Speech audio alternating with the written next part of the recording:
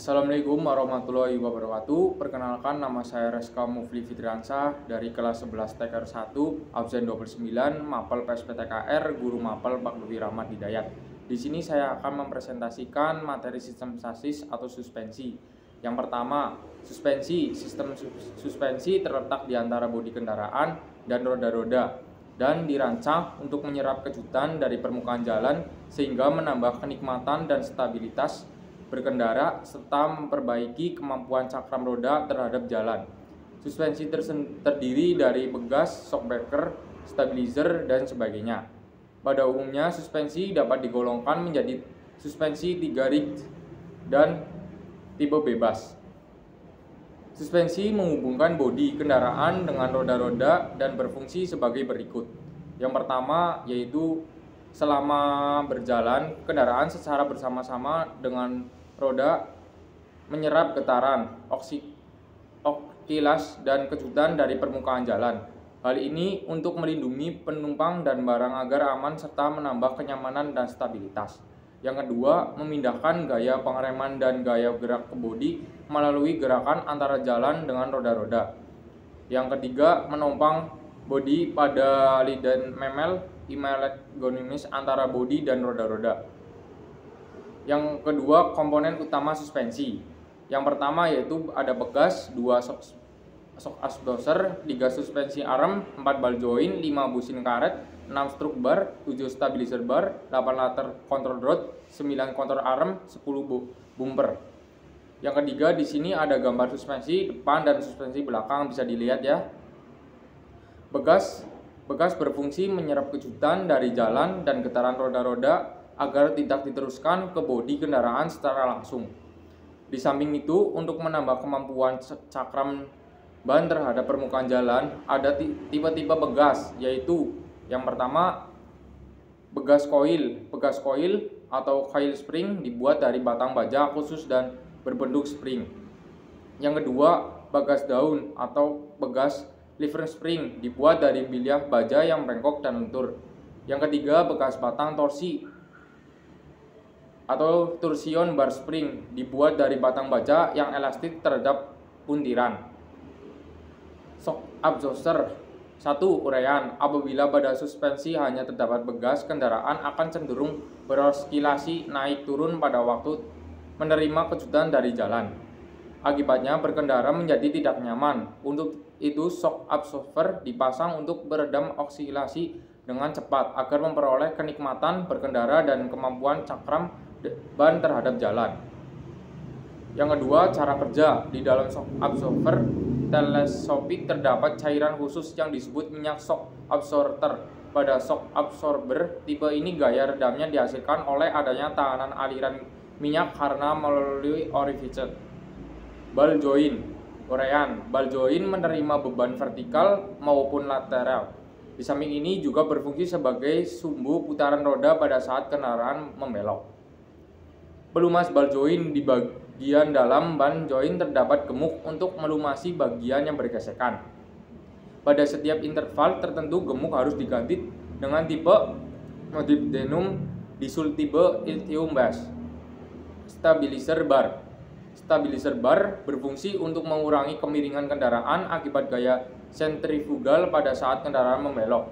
Di samping itu, untuk meningkatkan traksi ban, untuk suspensi depan, stabilizer bar biasanya dipasang pada kedua lower arm melalui bantalan karet dan lingkar. Pada bagian tengah diikat ke frame atau bodi pada 2 tempat melalui bushing. Yang kedua, cara kerja. Bila roda kanan dan kiri bergerak ke atas dan ke bawah secara bersamaan dengan arah dan jarak yang sama, stabilizer bar harus bebas dari puntiran. Umumnya pada saat kendaraan membelok, bekas roda bagian luar atau outer spring tertekan dan bekas roda bagian dalam atau inner mengembang.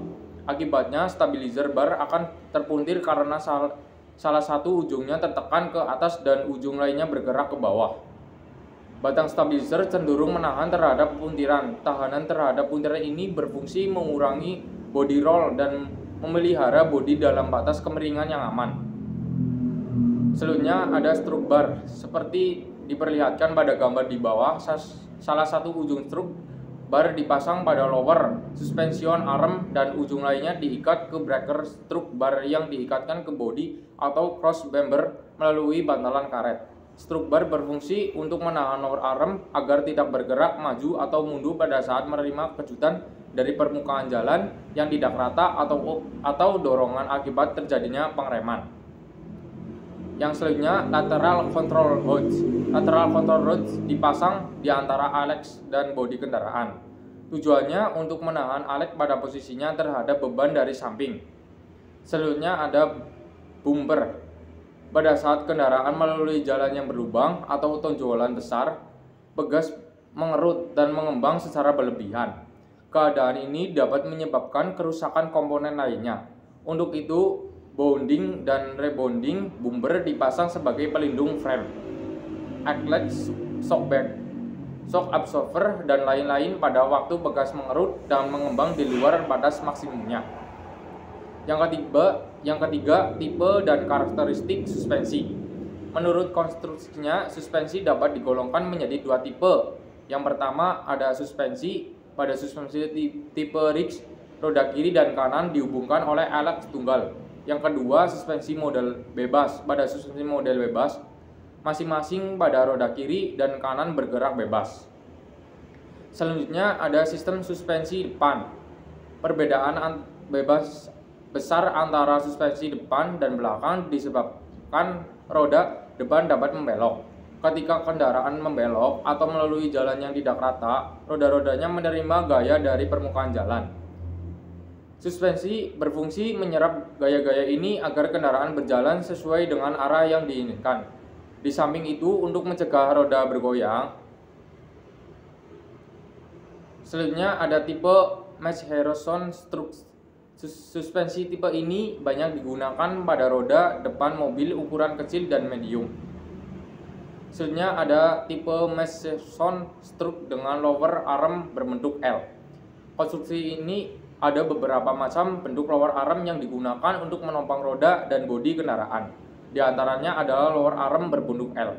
Bentuk ini ada yang digunakan pada kendaraan yang mesinnya di depan dan penggerakannya roda depan. Selanjutnya ada tipe double wishbone dengan begas coil. Suspensi model bebas ini banyak digunakan pada roda dengan mobil penumpang dan truk kecil. Selanjutnya ada tipe double wishbone dengan batang torsi dipasangkan pada upper out atau lower arm. Suspensi tipe ini banyak digunakan pada truk kecil yang menggunakan suspensi dengan begas coil. Batang torsi dipasang pada upper atau lower arm. Selanjutnya ada tipe begas daun paralel. Suspensi tipe ini digunakan pada roda depan, truk, bus dan lain-lain. Bagian tengah begas daun diikatkan pada electric housing dengan menggunakan baut U. Yang selanjutnya ada sistem suspensi belakang. Pada umumnya suspensi belakang menerima berat yang berlebihan dari penumpang dan barang. Keadaan ini menimbulkan kerusakan dalam menentukan kekerasan bekasnya. Apabila bekas dibuat cukup keras untuk beban berat, akan menjadi terlalu keras bila kendaraan hanya dinaiki pengemudi. Sebaliknya, bila dibuat cukup lembut untuk dinaiki pengemudi, bekas menjadi terlalu lemah sewaktu mendapat beban berat. Demikian pula keadaannya dengan shock absorber. Selanjutnya ada tipe begas daun paralel. Suspensi rigid Alex ini banyak digunakan pada suspensi belakang kendaraan komersial. Yang biasa digunakan suspensi dengan begas daun paralel disebut lever alloy, yaitu satu unit yang terdiri dari differential electric shaft dan wheel hub dihubungkan ke propel shaft dan frame dan dapat bergerak naik turun bersama begas. Tipe ini dapat terhadap beban gaya pengereman dan gaya penggerak. Ya, sebelum mengakhiri video kali ini, saya ada ya dari sekolah saya SMK Bunda Satya Wangon, yaitu SMK Bisa, SMK Hebat, SMK Jaya, SMK Bunda Satya luar biasa. Di sini saya juga ada YLS TKR, yaitu disiplin, komitmen, kompeten. TKR Jaya, SMK Bunda Satya luar biasa.